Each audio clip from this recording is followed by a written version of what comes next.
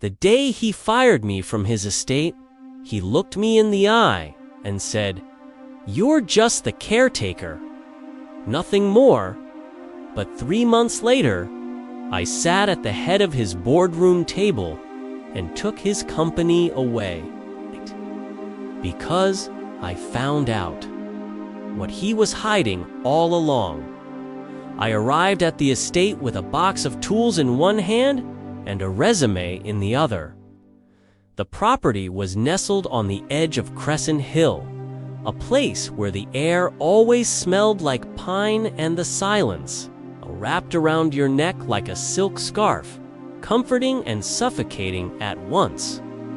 I wasn't supposed to be here, not in a place like this.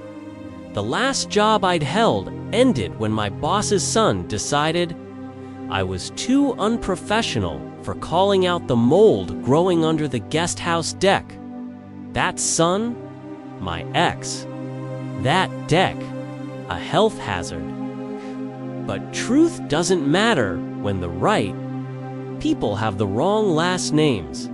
So when Margaret Alder called me back for an interview at the Whitmore estate, I didn't ask questions. I packed what was left of my pride and boarded a bus out of the city before sunrise.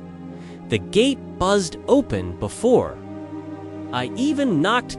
Margaret stood in the doorway like she'd been waiting exactly 43 seconds past my arrival time. Hair silver and coiled, shoes polished to a military shine, face unreadable.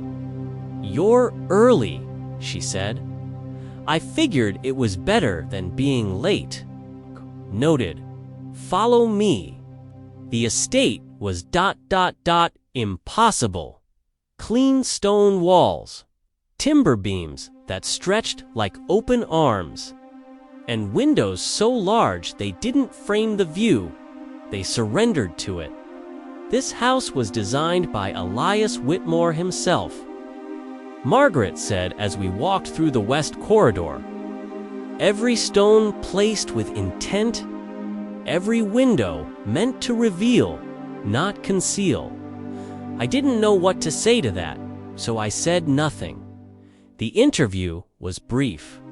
She glanced at my resume, asked 3 questions about carpentry, 1 about electrical, safety, and none about my past.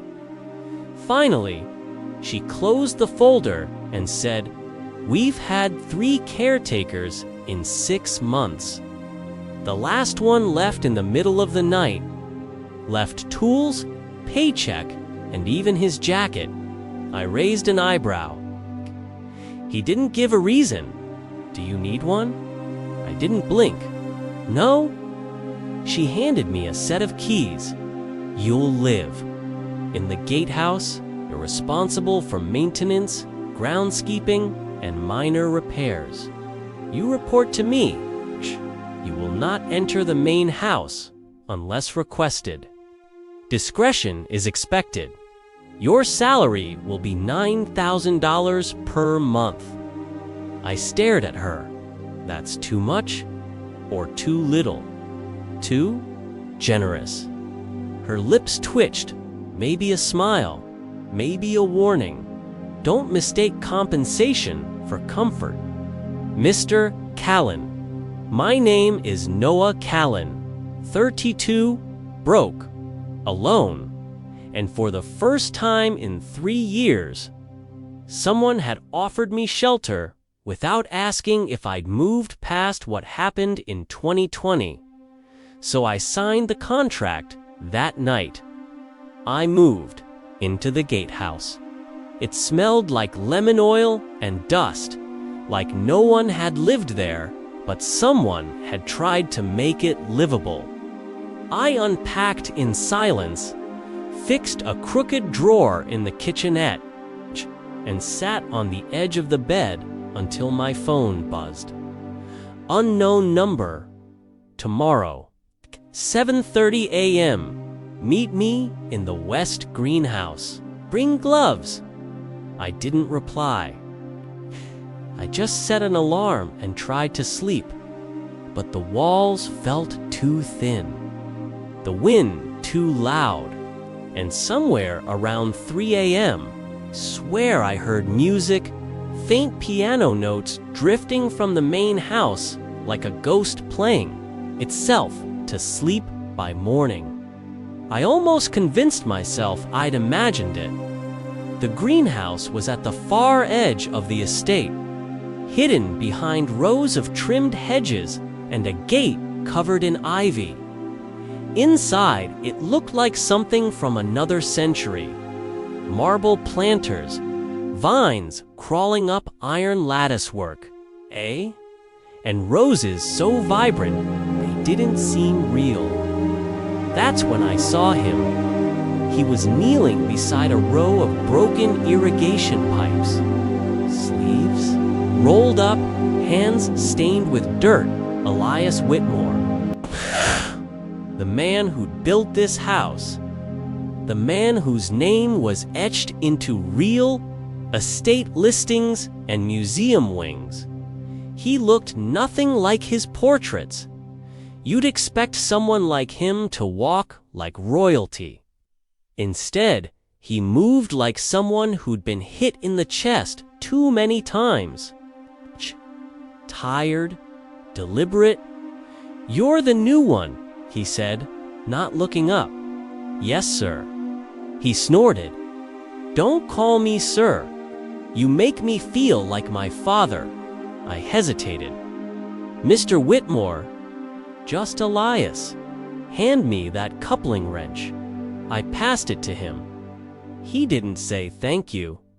We worked in silence for half an hour, fixing the pipe, clearing a cracked planter, and resealing a storm drain near the greenhouse exit. He never once explained what he was doing. He didn't need to. I realized pretty quickly that Elias didn't like questions, only results.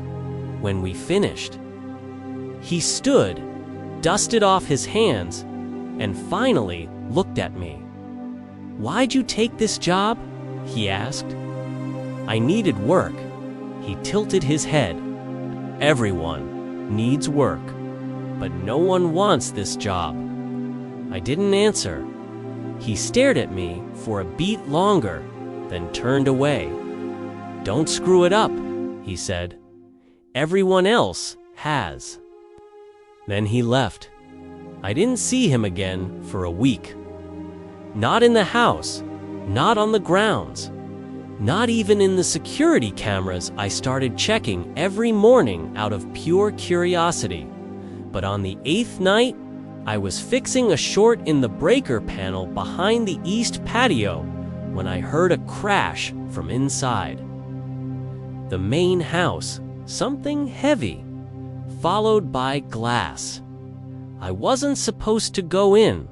The contract said so. But something in that sound didn't feel like an accident. It felt like a cry.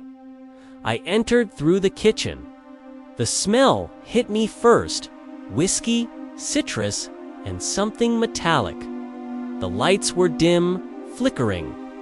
A trail of broken glass led down the hallway toward the music room. I followed it, and that's when I found him. Elias was slumped on the floor, one hand clinging to the edge of a mahogany piano, the other gripping a crystal decanter that had shattered across the tile. Blood ran down his palm. His face was pale, lips pressed into a bitter line, but his eyes were clear dot, not drunk, not angry, just ... done. "Didn't you read the contract?" he muttered. I heard a crash. He scoffed. "You all think you're going to fix something?" I didn't answer. I walked to the sink, grabbed a towel, and knelt beside him. He didn't fight me. Not when I wrapped his hand. Not when I helped him sit up. Not even when I said quietly, "You need someone who's not afraid of you." He laughed then. Not a real laugh. bitter, broken thing. Then I hired the wrong man. I met his eyes. No, you hired the only one who didn't walk away. I didn't answer right away. Elias's words echoed between us like a fuse half lit. I hired you because I needed someone they wouldn't see coming. I sat perfectly still on that stone bench in the greenhouse, the scent of earth and cut vines curling in the air between us. I'm not a spy, I said, finally. I don't need a spy, Elias replied calmly. I need someone who still believes in fixing things. There was no smirk, no manipulation, just quiet honesty and exhaustion. The kind you don't fake. He stood, brushed his palms off, and handed me a folded envelope.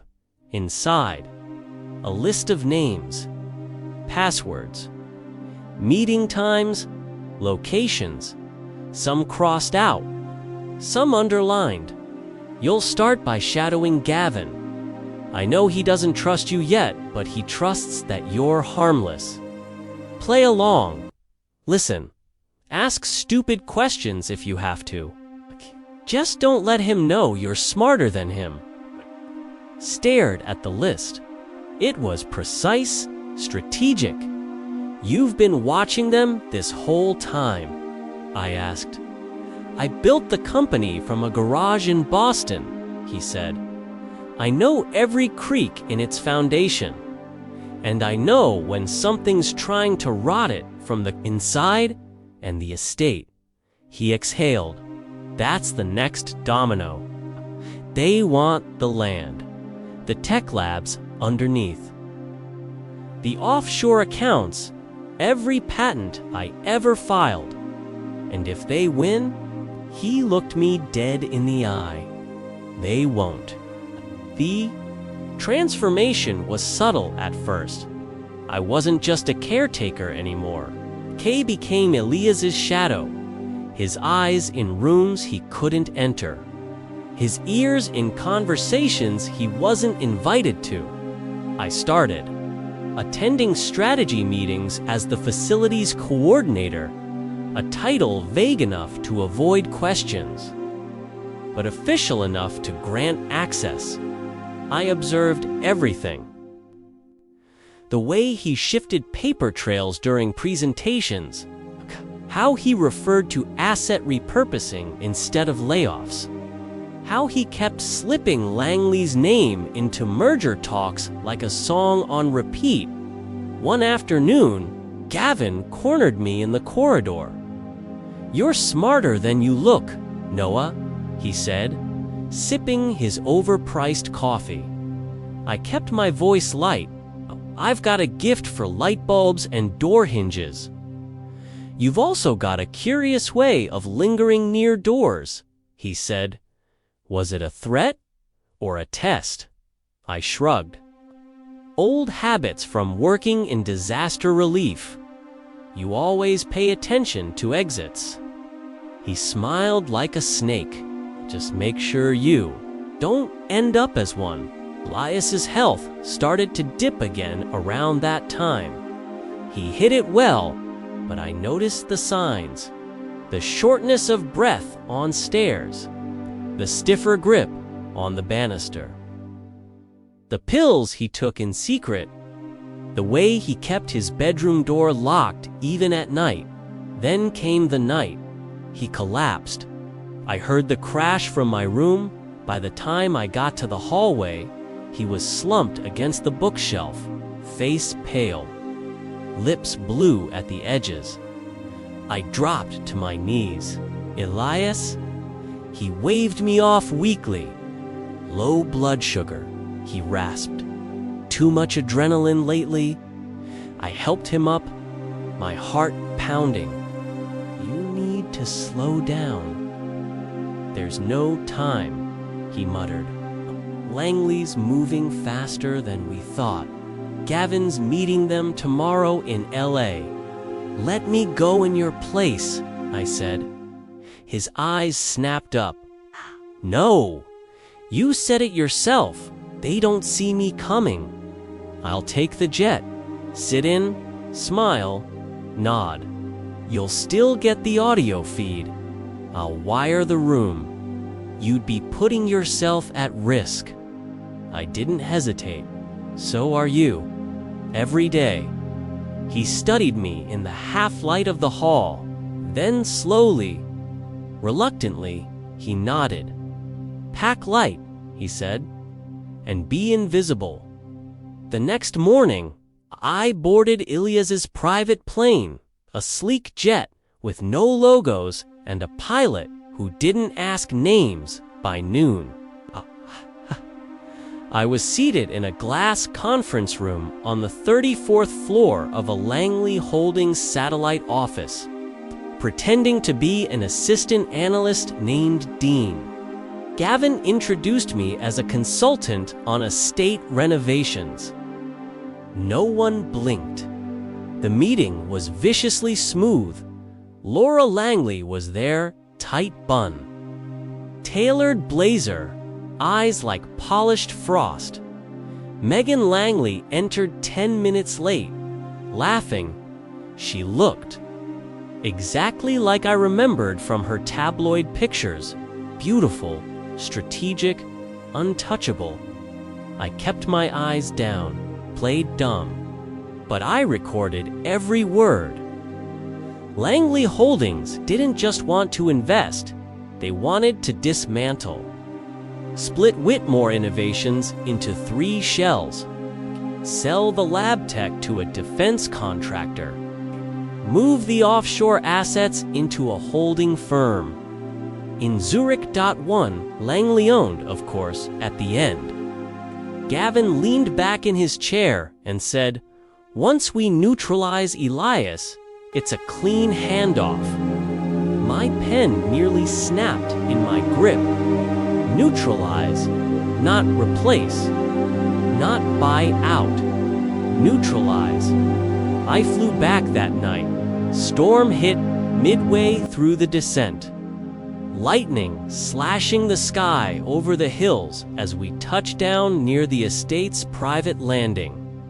Strip. Elias was already waiting by the edge of the drive, cane in hand. No coat, no umbrella. I ran toward him, drenched. He didn't ask what I'd found. He just asked, "How long do we have?" "Not long," I said. "They're coming, with contracts, with knives." He nodded once. "Then we don't wait." At night, the plan changed. We stopped playing defense. Elias called a meeting with his private attorney, a woman named Asha Khan, who arrived in a Tesla and carried 3 black briefcases. Within an hour, the dining room had become a war room. We started printing old records, copying cloud backups, reviewing every contract Gavin ever touched. "They want to split the company," Elias said. "Fine, let's beat them to it." How? We dissolve everything, all of it, and rebuild under a new name. "That's insane," I said. "That's the point," he replied. "They're expecting a king will give them a ghost." 3 days later, the fire happened. Not literal flames, but just as devastating. Langley released a story in the press. Whitmore founder facing competency. Hearing claims of erratic behavior, financial mismanagement, anonymous sources. The headlines spread like ink through water. Investors panicked. One even texted Elias, "I'm sorry. This is bigger than business now." Margaret found him that night on the library balcony, staring into the dark. "You okay?" I asked. He didn't turn. "No," he said. but I'm ready." I didn't know what he meant, not yet, but I would, because the next morning, he vanished. The next morning, he was gone, not from the house. I could hear faint movement above the foyer, quiet footsteps along the second-floor hallway, but from everywhere else. He didn't show up in the greenhouse. He didn't leave notes. Didn't answer the intercom when Margaret buzzed for breakfast. Still, when I passed through the entry hall later that afternoon, the piano had been polished, and the broken glass was gone. The only trace of last night's collapse was a single bloodied towel, left folded neatly on top of the washing machine. He wanted me to know he remembered, but not that he cared. That was the game with Elias Whitmore. Everything was choreographed to look effortless, even the pain. The house, meanwhile, started testing me. Literally, lights flickered at random. A pipe burst under the guest suite bathtub. The boiler glitched and plunged the entire West Wing into an icebox for 2 days. No one offered help, barely acknowledged the issues, except to say, "Fix it quickly." He doesn't like disruption. The fifth emergency, I started to suspect someone wanted me to fail. On the third Wednesday, I walked into the shed behind the north fountain and found my entire toolbox soaked. Water from the ceiling. But when I climbed the rafters, there were no leaks. Just damp insulation.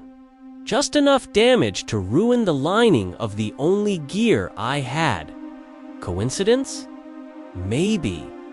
But I didn't believe in those anymore. Late that night, I walked to the back lawn to clear my head. The moon was high, full. You could see the edge of the cliffs from here, sharp and vast. Like the property existed on the edge of a dream too expensive to wake up from. That's when I saw her. A woman in a navy coat, standing just outside the library window. I froze. She wasn't staff. Too elegant, too deliberate. Her hands were tucked into leather gloves, her blonde hair perfectly tied, and her gaze locked onto something inside. I crept closer, slow, careful. But before I could reach the corner hedge, a voice rang out behind me.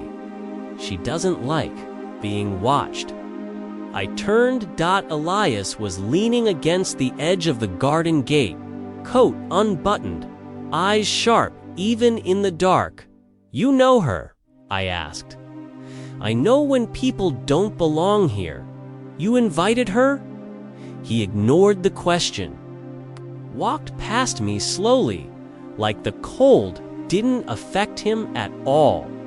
"She visits every month, same time, same entrance, never calls ahead." "You allow that? Some debts don't come with receipts."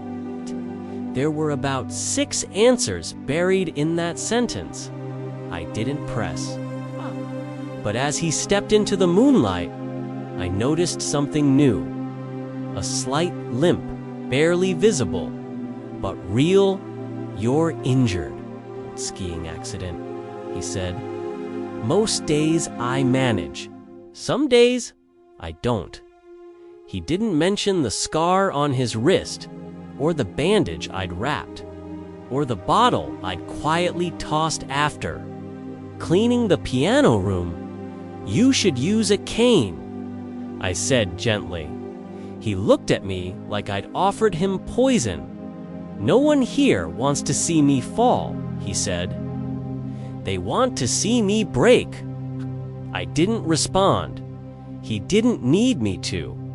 Instead, he turned and walked back inside, leaving me alone with the ocean wind and a single question that hadn't stopped echoing since I stepped onto this property. Who wants him to fail, and why? 2 days later, I got my first clue. I was fixing a blown circuit behind the west staircase when I heard voices through the vent. Muffled but urgent. ...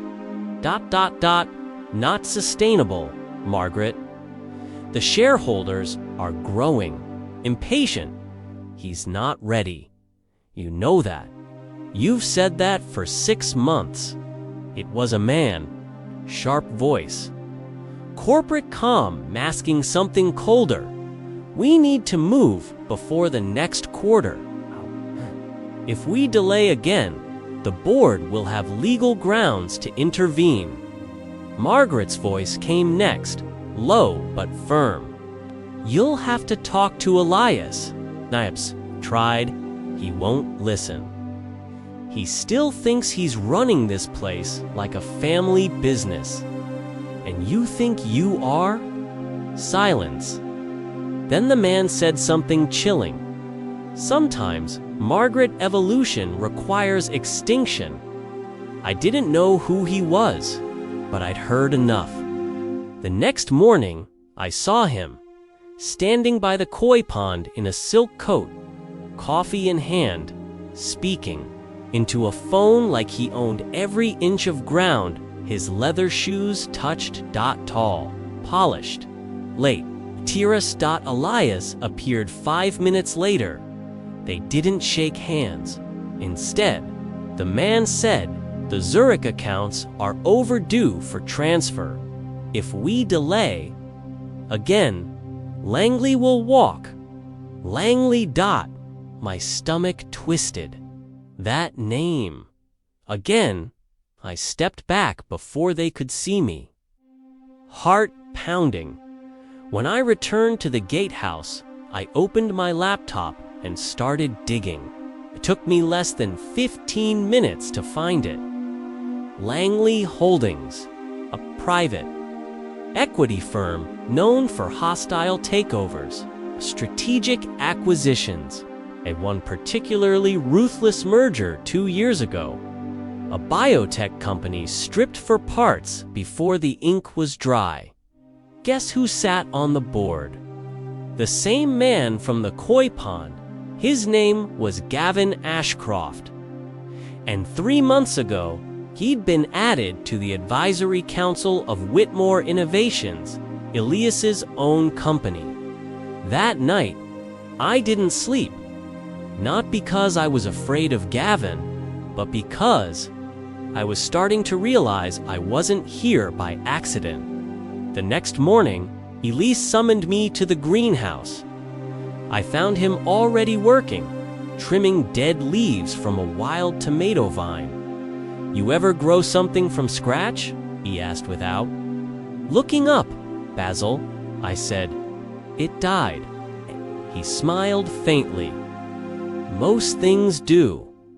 Then he stood, walked to the back corner of the greenhouse, and pointed to an ancient stone bench. Sit. I obeyed. He took the seat across from me, hands folded. I know you've been listening. I know you're asking questions. I didn't deny it. Good, he said. I'd rather deal with someone curious than someone compliant. I waited. Then he said, they're trying to take it. The company, the estate, everything. Why? Because I got weak. And weakness is opportunity. And Margaret, she's loyal but surrounded. And me. That's when he looked at me, really looked. Not like a boss, not like a client, but like a man deciding whether to hand over a match or light the fire himself. I didn't hire you to fix leaks, Noah. I blinked. I hired you because I needed someone. they wouldn't see coming. The room was too quiet. Elias Whitmore was gone. No note, no call, no sign of struggle. Just his coat still on the hook and the antique watch he always wore left behind on the desk. Margaret was the first to notice. She knocked on his door at 7:30 for his usual tea and found the bed untouched, his cane missing. Maybe he went for a walk, I offered, though I already knew that wasn't true. Elias didn't walk alone, not in the dark, not when his legs trembled from exhaustion the night before, and certainly not without telling me. By 9 a.m., Gavin arrived with a smug smile and a clipboard full of papers. "Where's the boss?" T asked casually, sipping his coffee. I didn't answer. Margaret didn't either. Gavin shrugged. No matter. Board meetings at noon? He's not there to sign well. We all know what happens. He dropped a sealed envelope on the marble table. In case he's planning to pull a Houdini, I've got power of attorney paperwork ready. I stared at him, cold, confident, already celebrating. That's when I knew. He thought Elias was already gone for good. And maybe, just maybe, that was the plan. Margaret and I tore the house apart, not panicking, searching for anything he left. BEHINDA clue. A folder. A backup drive. Something it wasn't until I checked the hidden server room behind the library space only. I and Elias knew existed that I found it taped beneath the desk drawer. A sleek black flash drive, labeled, "If I'm gone, watch this." The video was grainy. Just Elias, sitting in the greenhouse, filmed 2 nights earlier. His voice was clear, calm, final. If you're watching this, then Gavin and the Langleys have made their move, and I've made mine. I didn't run, I didn't break. I chose to disappear before they erased me on their terms. But I'm not gone, not entirely. He leaned forward. I've already transferred the core patents, moved the offshore funds, dissolved every shell they tried to claim. The company they wanted, it doesn't exist anymore. What they're trying to steal is already gone. Then his face softened. Just a little. Noah, if you're watching this, I need you to do the last part. Deliver the folder I left in Margaret's safe to the board meeting and tell them the truth. All of it. The screen went dark. We opened the safe. Inside was a leather-bound folder. A single silver seal on the front. Inside, every document Gavin hoped no one would ever see. False mergers. Redacted investor memos. Secret deals with Langley Capital. Wire transfers. Even a recorded call with Gavin, laughing, about burying the old man before he can fight. I stared at it all. It wasn't just a takedown. It was a trap, set perfectly, timed exactly. He'd let them come this far so he could pull the ground out beneath their feet at 11:58 a.m. I walked into the boardroom with Margaret beside me. Gavin was already seated, smug as ever. Laura Langley in her crisp blazer. Megan. Beside her, lips pursed, eyes sharp. Jason was in the corner, silent, fidgeting. "Where's Elias?" Gavin asked. I dropped the leather folder in front of him. "He's not coming," I said. But he left a statement.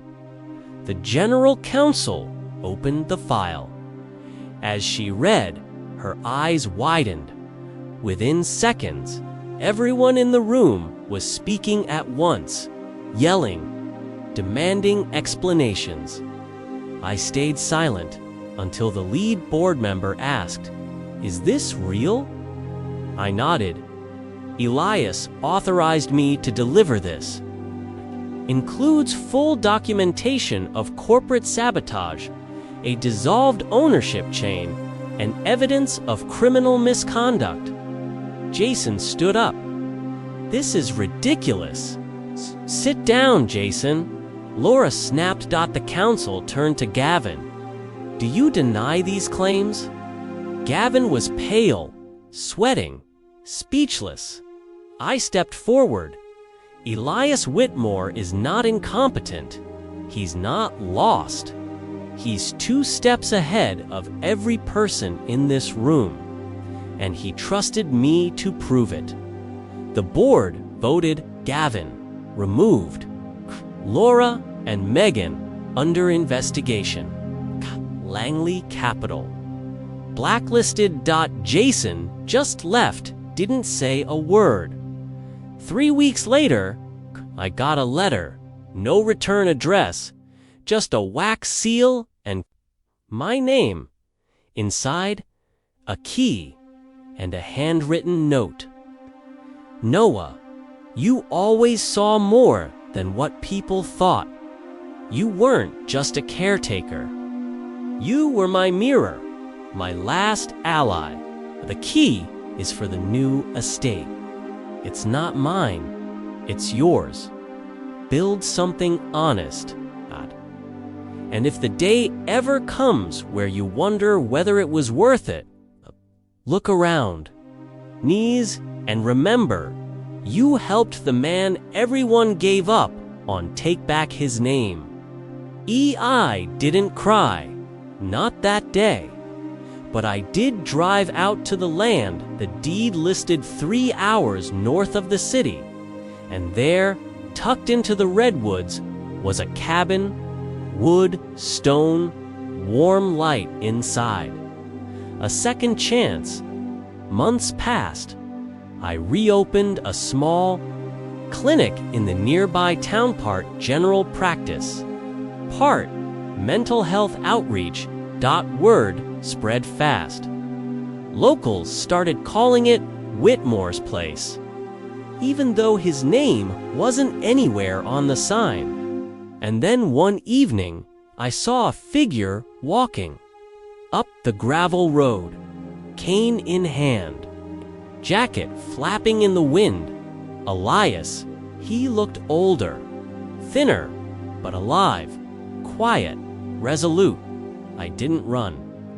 I didn't ask why he stayed away. I just opened the door, and for the first time in a long time, he stepped inside a home where he didn't have to hide anymore.